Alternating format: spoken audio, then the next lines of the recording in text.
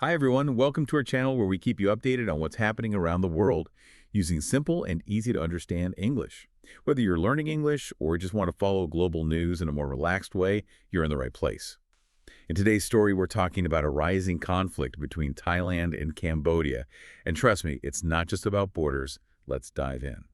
So today, we're taking that deep dive into what's been happening right at the Thai-Cambodian border. It's gotten pretty intense. And like I said, it's really more than just the headlines you might be catching. We want to unpack the deeper stuff, the diplomacy, the politics underneath it all. We've looked at discussions from Thai experts, people really close to the situation to give you a clear view. That's right. And our goal here isn't just to say what happened, but really dig into why. Why now? What does this tell us about, how countries interact?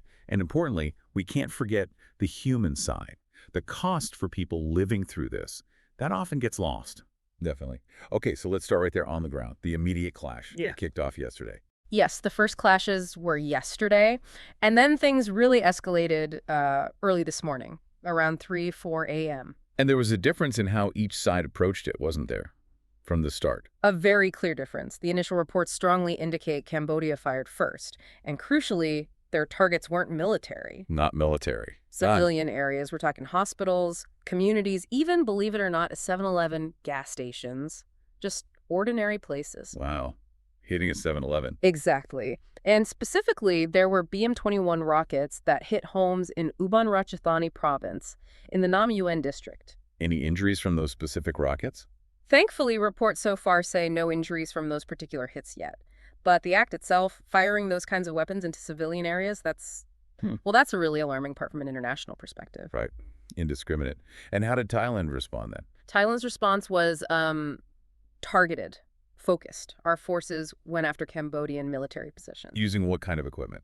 Using F-16s, drones as well, dropping bombs, but aimed at military installations, not civilian areas. Okay. But there were still casualties, tragically. Yes, absolutely. On the Thai side, the numbers are unfortunately clear. 14 civilians confirmed dead and 1 soldier, plus many, many injured, some severely, some moderately, various levels of injury. And on the Cambodian side, any word? Initial reports mentioned 24 military deaths for Cambodia, but that number, it still needs solid verification. It's still early.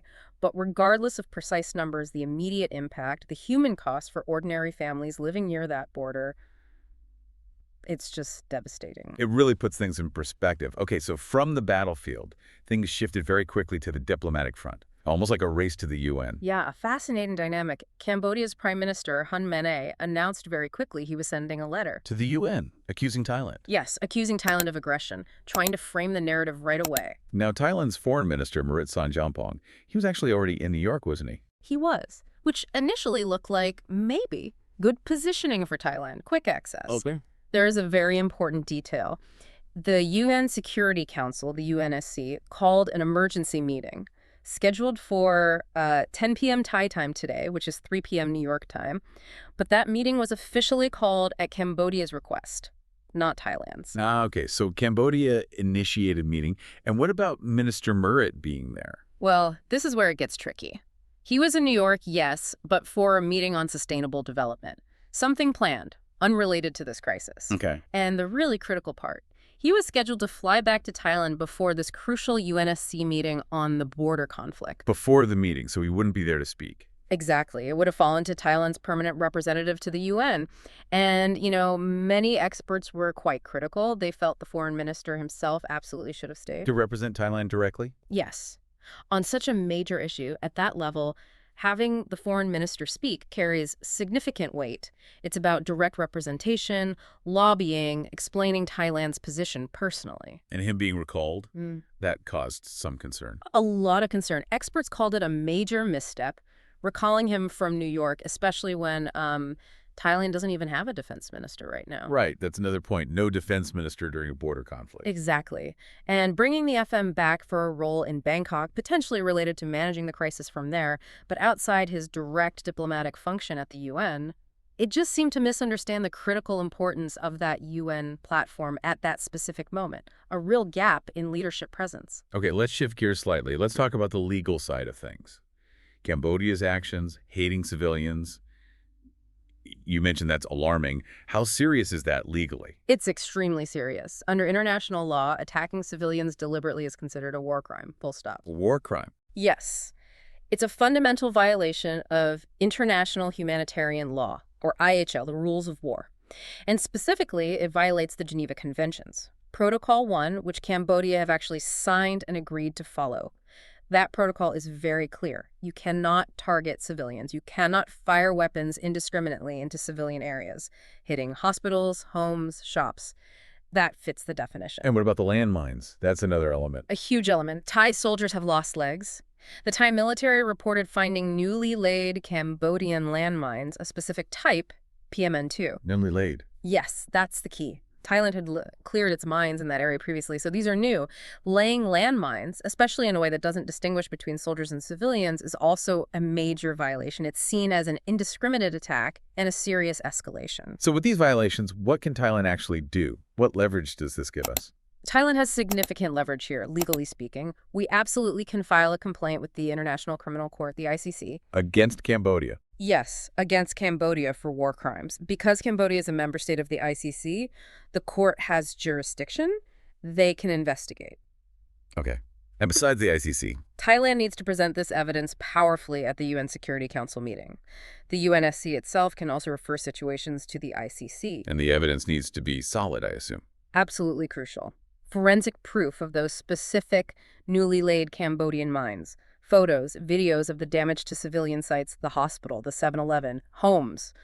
Clear, undeniable proof. That's what builds the case. Now, this is where something quite unexpected happened, involving Hun Sen himself. Yes, it's really quite remarkable. Hun Sen, the former prime minister but still hugely influential, posted something on his own social media. What did he post? A picture essentially showing him directing operations related to the conflict. And he didn't just post the picture, he explicitly wrote that he was commanding the operations. He said he was commanding. Yes, which, from an ICC perspective, is potentially direct evidence. It points towards command responsibility. What does that mean exactly? It means that leaders can be held personally responsible for war crimes if it's proven they ordered them or knew about them and failed to stop them.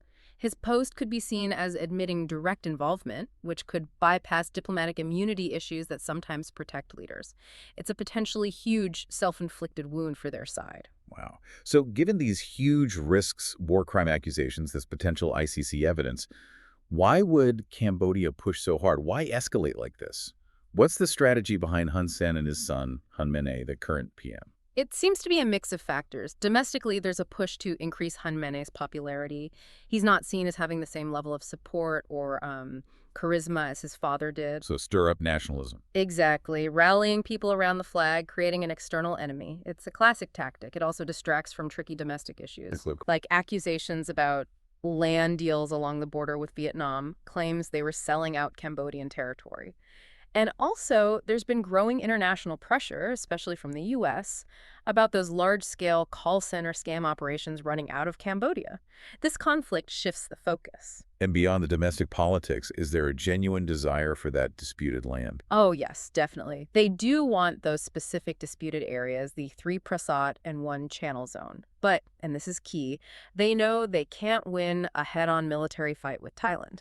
So if they can't win militarily, what's the plan? The strategy appears to be provoke a conflict, make it serious enough that it has to go to international bodies, the UNSC, maybe the International Court of Justice, the ICJ. Use international mechanisms to gain territory. Precisely. They had success with this strategy before with the Previre Hair Temple case. They won that through the ICJ. So the thinking might be, let's try it again. So the initial teasing, the minor incidents, didn't work because Thai soldiers didn't react. Right. Reports suggest Cambodia tried smaller provocations first. But Thai soldiers, apparently aware of these tricks, maintained discipline. They didn't escalate. So Cambodia had to up the ante. It seems so. They resorted to what some analysts call strong medicine, the landmines, the attacks on civilians. Things Thailand had to respond to, exercising its right to self-defense under the UN Charter Article 51. But that escalation, especially attacking civilians, was a mistake. A major mistake, yes. It fundamentally changed the nature of the conflict and handed Thailand a very strong moral and legal high ground. It was their second big error, after maybe misjudging Thailand's initial restraint. Okay, let's flip back to Thailand's side. How has our government's response been viewed? There's been some criticism, right? Yes, there has. The initial strategy seemed to be, let's try to handle this quietly, behind the scenes. Relying on personal connections. Exactly. The idea that maybe personal ties, like those between Thaksin Shinawatra and Hun Sen, could somehow contain it. This sort of uncle wants anything, just ask approach. That didn't work. Clearly not. The conflict escalated dramatically, showing those personal channels weren't enough or weren't effective in this case. And then there was the issue of mixed messages. Yes, that was quite stark. On one hand, you had official diplomatic notes going to the UN, formal language stating Thailand acted purely in self-defense, seeking peace. Standard diplomatic communication. Right. But then, completely contrasting that, you had Thaksin Shinawatra posting on social media, What did he say? telling the Thai military, quite publicly, to essentially teach Hun Sen a lesson, even using phrases like, make war. Wow. That's Yeah. not exactly aligning with the official message of seeking peace. Not at all. And internationally, that kind of conflicting signal is really damaging. It undermines Thailand's formal position. It makes it look like maybe Thailand does want to fight despite what our diplomats are saying. It creates confusion and weakens our stance. And we already talked about the foreign minister being recalled from New York before the crucial UNSC meeting. Yes, which just added to the perception of perhaps a disjointed response or a misunderstanding of diplomatic priorities during a crisis, especially, as we noted, with no defense minister in place. It highlighted potential gaps in crisis management at the highest levels. It's fascinating how different layers are interacting. Which brings us to the social media battle, specifically between Thaksin and Hun Sen. That seemed quite personal. Oh, it definitely got personal and very public. Thaksin fired the first shot with that post telling the Thai military to teach Hun Sen a lesson. And Hun Sen's response. Hun Sen hit back hard. He called Thaksin a traitor. He accused him of betraying Thai institutions, political parties, clearly aiming those comments at sensitivities within Thai domestic politics. Playing to a Thai audience, then. Very much so. But he didn't stop there. He brought up Thaksin's past, specifically accusing him of responsibility for the deaths of hundreds of Muslims in southern Thailand. Referencing the Tokbai incident. Unmistakably. That incident is a major point of international criticism regarding human rights during Thaksin's time as PM, a very sensitive issue. Hun Sen then finished by calling Thaksin warmongering. So Hun Sen wasn't just ranting, it was strategic. Highly strategic. He zeroed in on Thaksin's biggest vulnerabilities, both inside Thailand and on the world stage. His big wounds, as some commentators put it. It really showcased Hun Sen's experience and, frankly, ruthlessness in international political maneuvering. Thaksin seemed to underestimate him. With all this tension, are there any outside players trying to calm things down, any mediation efforts? Well, Malaysian Prime Minister Anwar Ibrahim did offer to mediate. He's the current ASEAN chair, so it makes sense institutionally. But is that likely to work? Some experts raise concerns, not about Anwar personally, but about the general approach of relying on personal relationships in complex state matters, especially when dealing with leaders who have controversial international reputations themselves, like Myanmar's Min Aung Hlaing, or in this context, potentially Hun Sen and Hun Manet regarding human rights or rule of law issues. Okay, so looking ahead to the UN Security Council, what outcomes could we realistically see? A couple of possibilities seem most likely.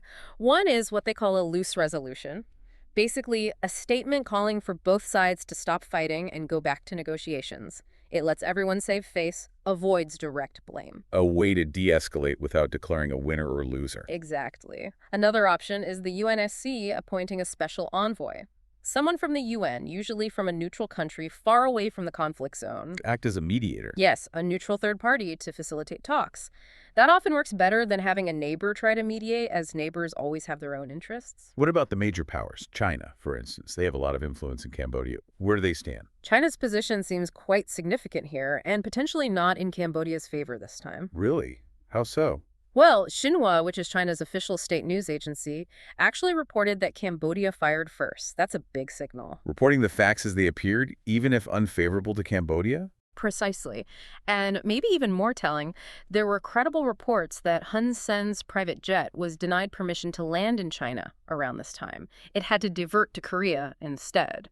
Denied landing. That sounds like a deliberate snub. It certainly suggests Beijing is not happy with Cambodia's actions. They're not offering support for this aggression, and that's critical. Critical. Because Cambodia relies heavily on China, economically, politically, for major projects like that huge Funan Teco Canal they're planning. Without China's backing, Cambodia simply cannot afford or sustain a longer conflict. So, based on all this, the military losses for Cambodia, China's apparent disapproval, how long do you see this lasting? It's unlikely to drag on for long, maybe not more than a week or so in total for this intense phase. Cambodia has already taken significant military hits, and the international pressure, especially with the UNSC meeting and China's stance, is mounting. Cambodia really needs to stop attacking civilian targets now. Continuing those attacks while the UNSC is involved would just destroy their case internationally. And Thailand's next steps? Thailand needs to stay focused and strategic. Present that strong evidence of war crimes at the UNSC. Keep the option of the ICC on the table, especially regarding Hun Sen's command responsibility.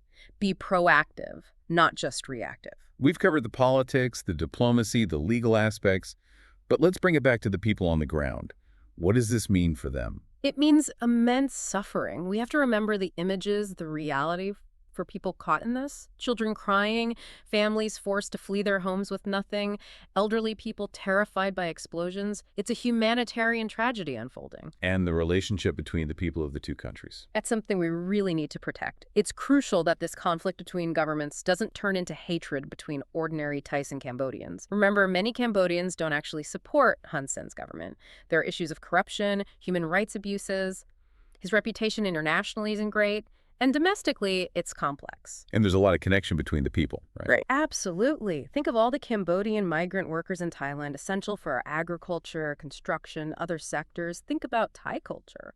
Our music, our TV shows, they're hugely popular in Cambodia. Thai soft power is strong. We're neighbors. Our economies are linked. Our people interact daily. We literally cannot move away from each other. This conflict shouldn't poison that relationship between ordinary citizens. It's a powerful reminder. So maybe a final thought for our listeners to consider. I think this situation really underscores that these conflicts, they're rarely just about a line on a map. They reveal much deeper political games, national strategies, and just how vital international law can be, or how it can be manipulated. How well a country plays this complex game using diplomacy, law, information, alongside military readiness, really shapes not just the outcome of the crisis, but its whole standing in the world. So maybe ask yourself, what other hidden factors, what other motivations might be at play in international conflicts that we often miss when we just read the breaking news? That's a great point to reflect on. This story isn't just from the headlines. It's told by Thai experts who have lived through it, studied it, and want the world to understand what really happened. These are voices that are often unheard. But today, you've heard them. If you found this eye-opening, don't forget to like, share, and subscribe.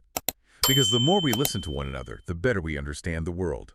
Thanks for watching, and see you in the next story.